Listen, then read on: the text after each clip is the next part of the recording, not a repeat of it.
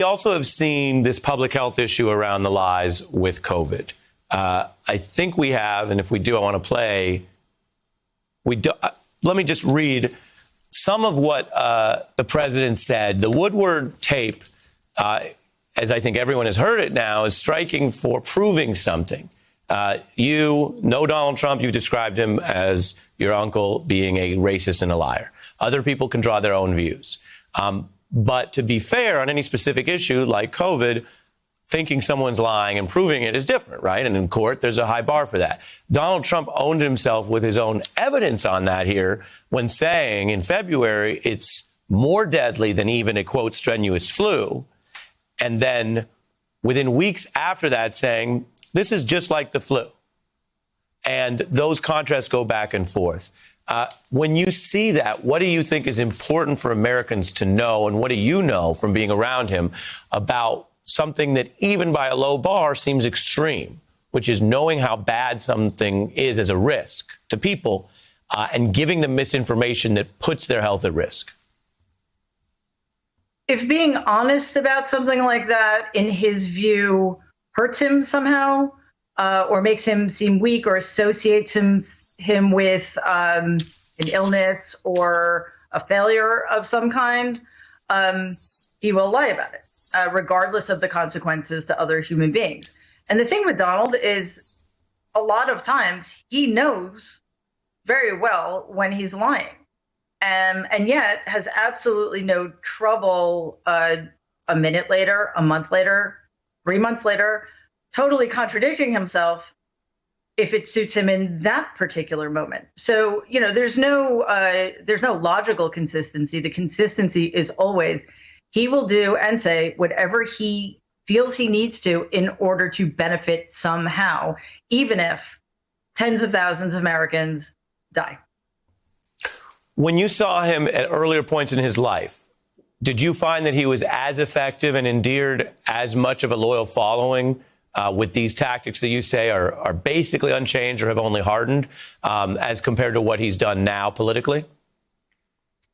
I think it was a similar mechanism. You know, one thing you can say about Donald is he is superficially charming. You know, if you just met him, you would find him relatively charming.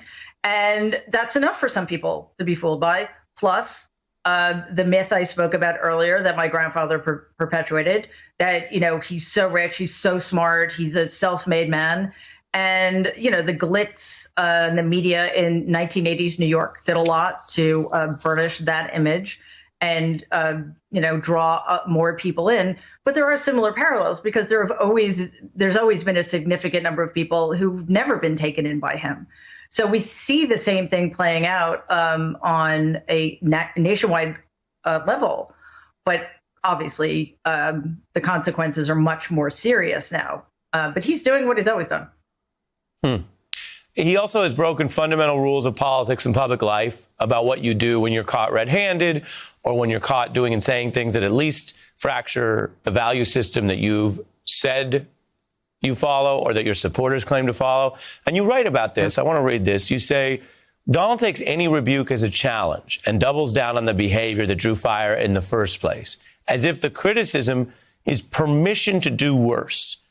And given your psychological insights, I really wanted to drill down on that. What do you mean by subverting or reversing the criticism and making that the permission structure to go further than what you were initially criticized for? Sure, because it is a really interesting point and it helps explain a lot, I think. Being criticized, if you're criticized, the implication is that you were wrong somehow, right? So accepting that criticism means admitting you were wrong. That was not allowed in my family. My grandfather hated weakness.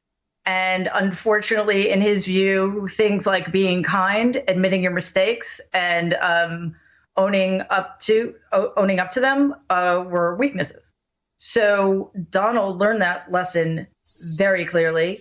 And, you know, unfortunately, my grandfather also ran our family as a zero-sum game, which meant there could only be one winner. And Donald was absolutely determined that that winner be him.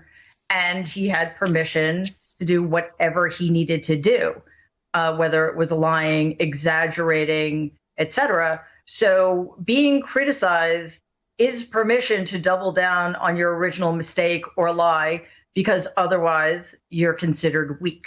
And that is the thing that maybe terrifies him more than anything else. I understand the type of logic or perverted logic when you put it like that, which is very interesting, although people can see how limiting that is. You've been generous with your time. I only have about 30 seconds left. The last question is the most fundamental. For people who say, well, they have a view of this election or they're concerned about Donald Trump, but even if it's another 4 years, America's strong and we'll get through this. Either way, as his niece being so close to this, you say to them what? I say that Donald is a very sick man. He's never going to get better. He's only going to get worse. And if it suits his purposes, he will take this entire country down with him. And he clearly has a lot of people willing to help him do just that. So please vote carefully. Mary Trump, thank you for being able to spend time with us tonight. Hey, I'm Ari Melber from MSNBC. You can see more of our videos right here, or better yet, subscribe to our YouTube channel below. You could have been anywhere in the world, but you're here with us, and we appreciate that.